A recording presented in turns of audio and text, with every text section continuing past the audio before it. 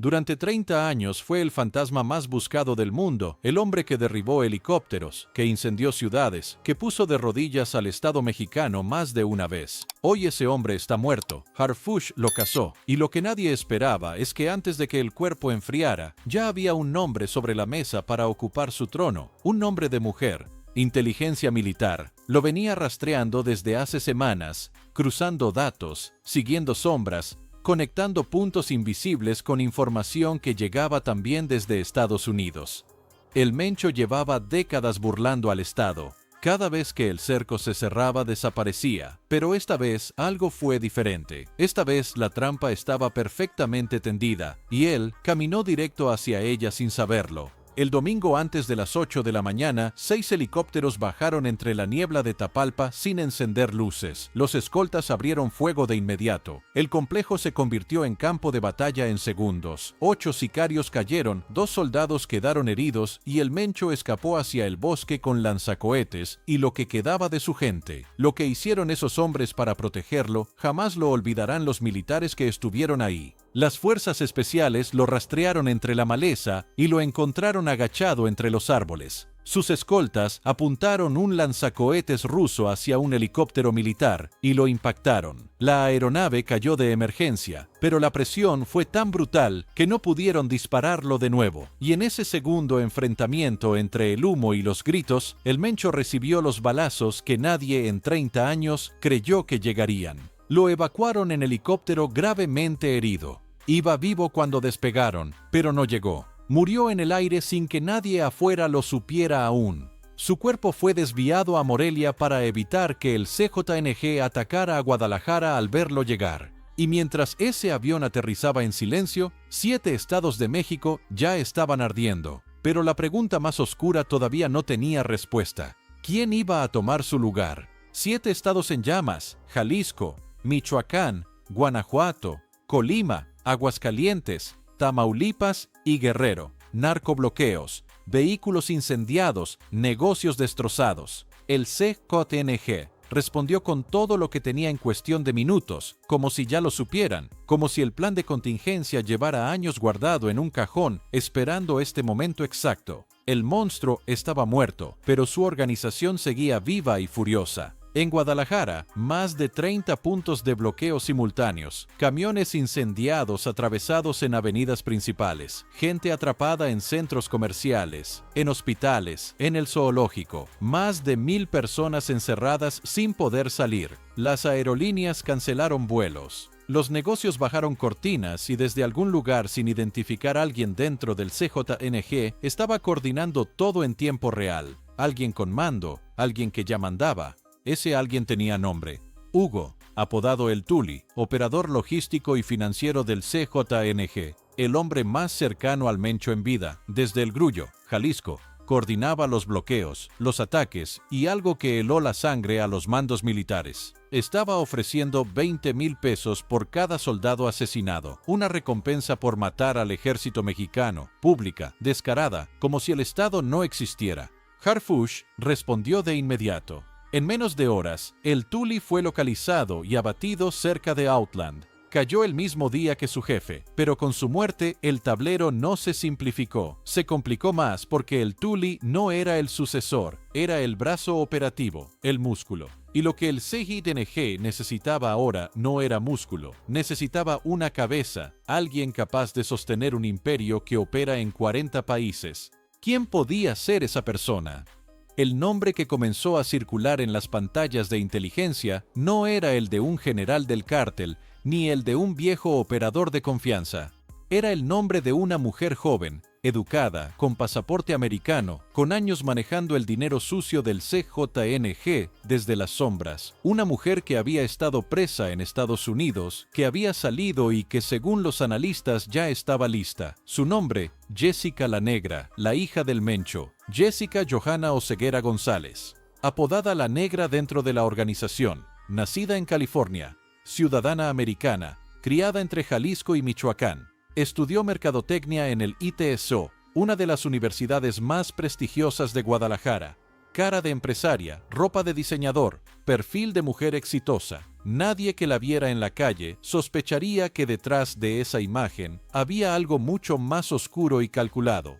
Porque Jessica no era solo la hija del capo más poderoso de México, era su pieza financiera más importante. Según investigaciones federales de Estados Unidos, manejó durante años una red de empresas fachada, restaurantes, bares, una marca de tequila en Jalisco.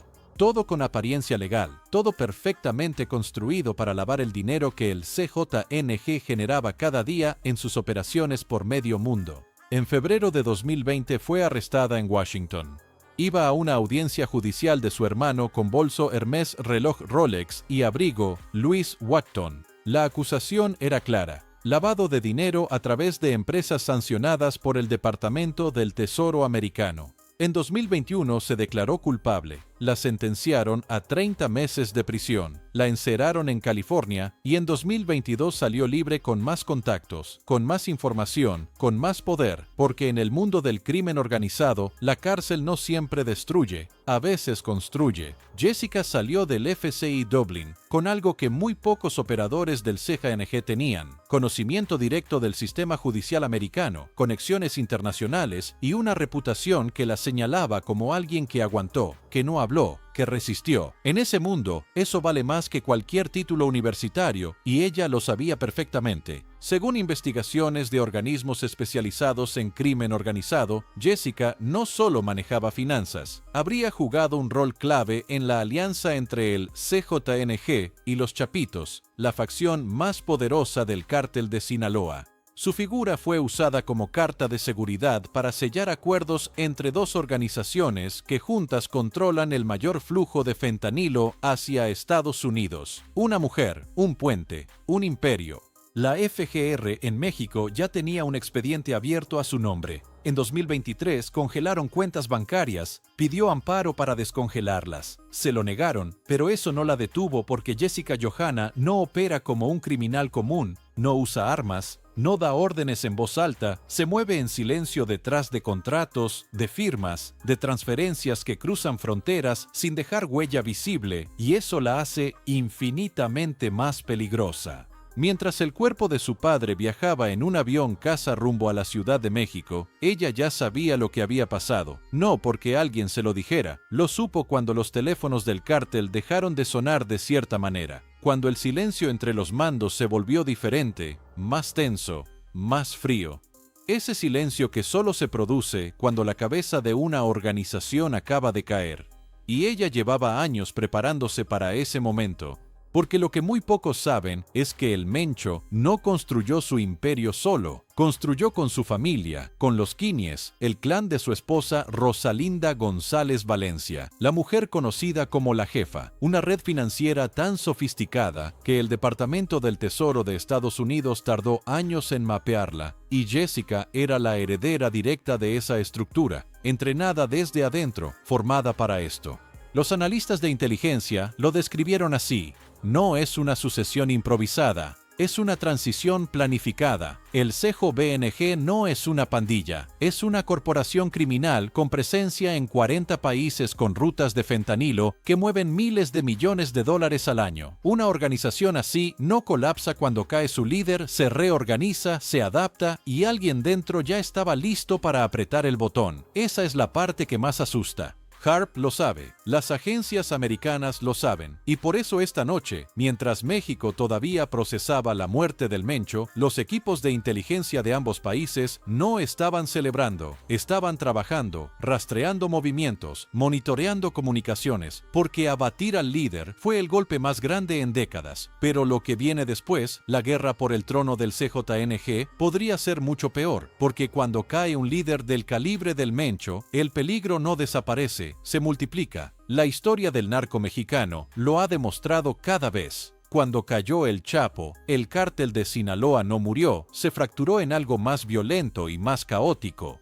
Y una organización fracturada no es más débil, es más impredecible, más sangrienta, más dispuesta a todo con tal de demostrar que sigue en pie. Dentro del SECO hay nombres que ya se mueven en las sombras, operadores regionales que llevan años esperando una oportunidad así, hombres que construyeron poder propio bajo la sombra del Mencho y que ahora ven el trono vacío como algo que les pertenece. Y eso es exactamente lo que hace tan explosiva esta situación, porque Jessica no solo tiene que heredar un imperio, tiene que defender ese imperio de los que están adentro. Hay algo que los reportes de inteligencia señalan con claridad. Dentro del Sehan existe una facción que nunca aceptaría ser liderada por una mujer. Hombres criados en la cultura del narco más brutal, donde el poder se mide en balas y en miedo. Para ellos, la negra es una figura financiera, no una jefa de guerra, y esa diferencia en el mundo donde ella está parada esta noche puede costarle la vida.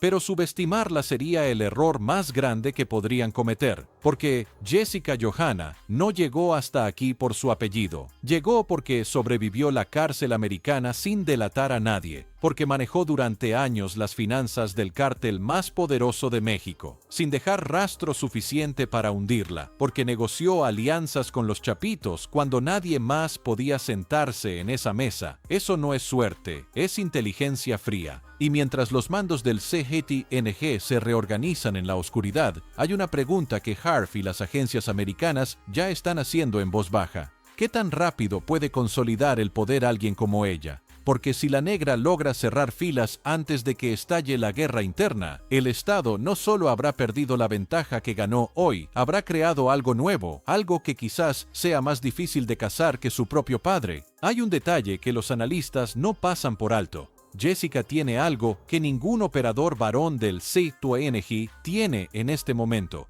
Pasaporte americano, acceso legal a sistemas financieros internacionales, contactos en ambos lados de la frontera y una cara que ninguna base de datos criminal del mundo asocia todavía con una jefa de cártel. Esa combinación en el tablero del crimen organizado global vale más que un ejército.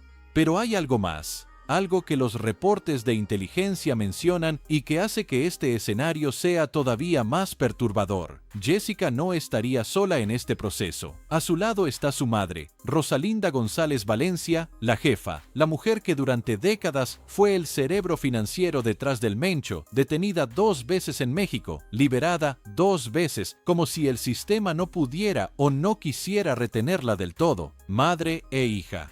2 mujeres. 2 generaciones del mismo linaje criminal, una con la experiencia de haber construido el imperio desde cero junto al Mencho, la otra con la frialdad de quien creció dentro de él y aprendió a moverlo desde adentro sin ensuciarse las manos visiblemente.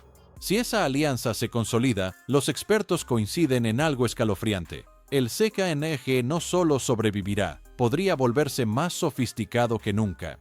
Y mientras eso ocurre, en las sombras, en las calles de Jalisco, todavía hay humo, todavía hay carreteras bloqueadas, todavía hay familias encerradas con miedo, porque el mensaje que el CJNG mandó este domingo no fue solo de dolor, fue una advertencia, una demostración de que, aunque su líder cayó, la estructura sigue en pie, sigue obedeciendo órdenes, sigue siendo capaz de paralizar medio país en cuestión de horas. Harfuch lo dijo sin rodeos. Murieron 25 elementos de la Guardia Nacional en los ataques de represalia. 25, no en el operativo, en las calles, en los bloqueos, asesinados por un cártel que ofrecía 20,000 pesos por cada militar muerto. Y ese número, esa cifra brutal, es el recordatorio más doloroso de lo que significa enfrentarse al CKNG, incluso cuando ya no tiene líder, especialmente cuando ya no tiene líder.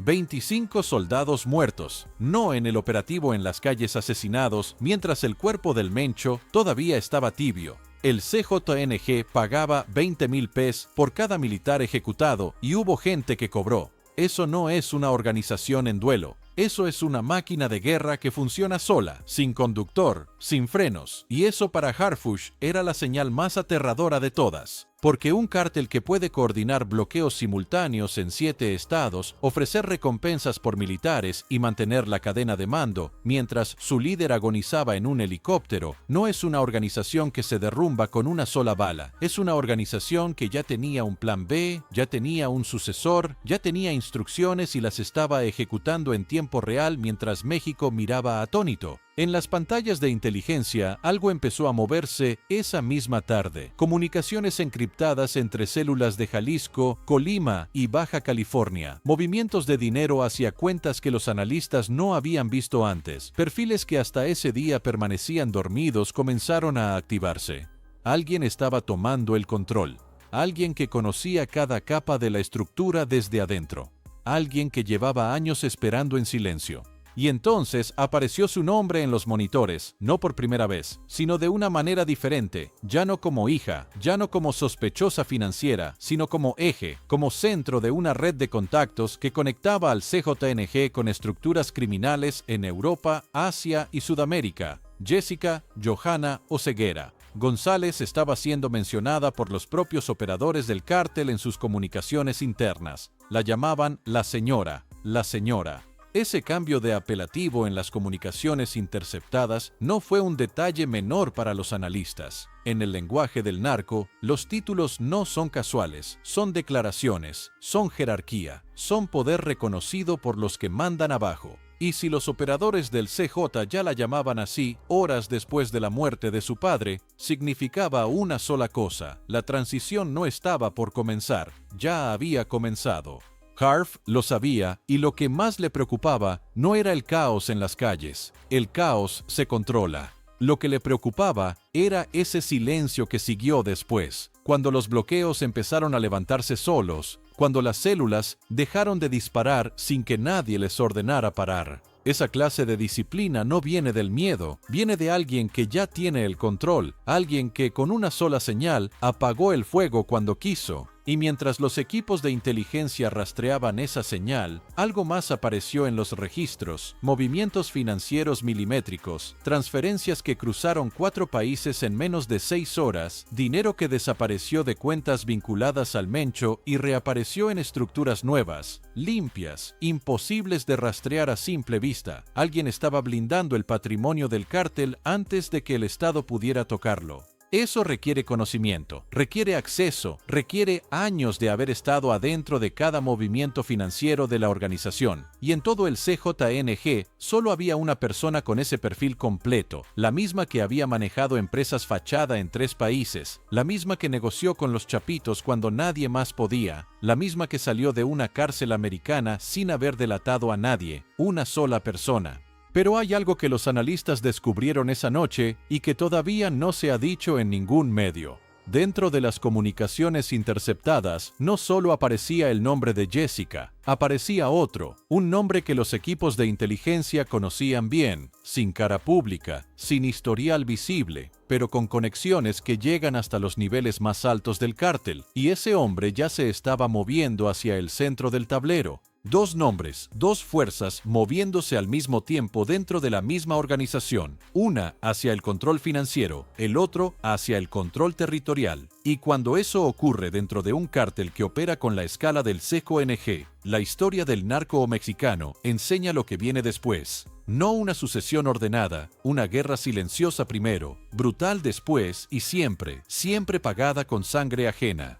Y esta guerra ya tiene antecedentes. Cuando cayó el Chapo, los Beltrán Leiva se separaron del cártel de Sinaloa a sangre y fuego. Cuando murió Nacho Coronel, el CJNG nació de sus cenizas más violento que todo lo que había antes. Cada vez que un líder cae en México, lo que emerge después no es paz. Es una versión más salvaje, más hambrienta y más desesperada de lo mismo. Y esta vez no hay razón para que sea diferente. Los expertos lo llaman el efecto cucaracha. Aplastas la cabeza y el cuerpo no muere, se dispersa, se esconde y cuando vuelve a aparecer, ya mutó, ya aprendió, ya sabe cómo esquivar el zapato. El CJNG lleva décadas perfeccionando esa mutación y ahora con Jessica en el centro y un operador fantasma moviéndose en las sombras, la mutación más peligrosa de su historia podría estar comenzando esta misma noche. Harfuch tiene 72 horas. Eso dicen las fuentes cercanas al gabinete de seguridad. 72 horas antes de que la estructura del CJNG termine de reorganizarse y los nuevos mandos queden blindados detrás de capas de intermediarios imposibles de penetrar. 72 horas para intervenir, para capturar, para desmantelar lo que se está armando en silencio. El reloj ya está corriendo y cada minuto que pasa el tablero cambia. Porque Jessica Johanna sabe algo que su padre nunca terminó de entender, que el enemigo más peligroso no es el Estado, es la visibilidad. El Mencho vivió escondido, perseguido, moviéndose de cabaña en cabaña como un animal acorralado. Ella opera diferente. Opera desde la legalidad aparente, desde empresas, desde nombres limpios, desde países donde nadie la busca todavía. Esa es su verdadera fortaleza y su mayor amenaza para el Estado. Y entonces llega la pregunta que nadie quiere responder en voz alta. ¿Puede el Estado mexicano cazar a alguien que no se parece en nada a lo que siempre ha cazado? ¿Puede Harfuch desmantelar una estructura liderada por una mujer con pasaporte americano, entrenada en finanzas internacionales con abogados en 3 países y alianzas que cruzan continentes? Porque si la respuesta es no, lo que viene no es el fin del CJNG, es su evolución más letal. Hay algo que los registros de inteligencia revelan y que convierte este momento en algo sin precedente. Jessica Johanna no está sola en este tablero. Está casada con Julio Alberto Castillo Rodríguez, apodado El Chorro, un operador de alto rango dentro del CECO, alguien con control territorial real, con hombres armados bajo su mando, con rutas activas. Si ella es el cerebro financiero y él es el brazo armado, lo que acaba de nacer puede ser más letal que todo lo que existió antes. Esposo y esposa. Dinero y territorio. Finanzas y fuerza. Una sociedad criminal construida desde adentro del cártel más poderoso de México y los dos con algo que el Mencho nunca tuvo en sus últimos años. Libertad de movimiento, capacidad de operar sin estar permanentemente escondidos, sin la presión de ser el objetivo número 1. Porque mientras el mundo miraba al padre, ellos construyeron algo propio en la sombra, algo que ya está listo. Harfuch lo sabe. Las agencias americanas lo saben, y por eso esta noche los operativos no se detienen con la muerte del Mencho. Se intensifican porque abatir al líder fue el primer movimiento. Lo que viene ahora es más complejo, más delicado y más peligroso. Desmantelar una estructura que ya mutó, cazar a alguien que aprendió de todos los errores de su padre, alguien que vio cómo lo encontraron y juró que a ella no le pasaría lo mismo. México amaneció diferente este lunes con las calles todavía con olor a humo, con familias de soldados llorando en silencio, con un país que celebró y lloró al mismo tiempo, porque la caída del Mencho es real, es histórica, es el golpe más grande contra el narco en décadas. Pero la historia del crimen organizado en México enseña algo que duele aceptar, que cuando cae un monstruo, lo que viene después casi siempre es peor. El trono del CJNG no está vacío. Nunca estuvo vacío. Mientras el cuerpo de Nemesio Oseguera Cervantes era identificado en la Ciudad de México, alguien ya estaba sentado en ese lugar con su misma sangre, con su mismo apellido, con 30 años de secretos del imperio más poderoso del narco mexicano, grabados en la memoria.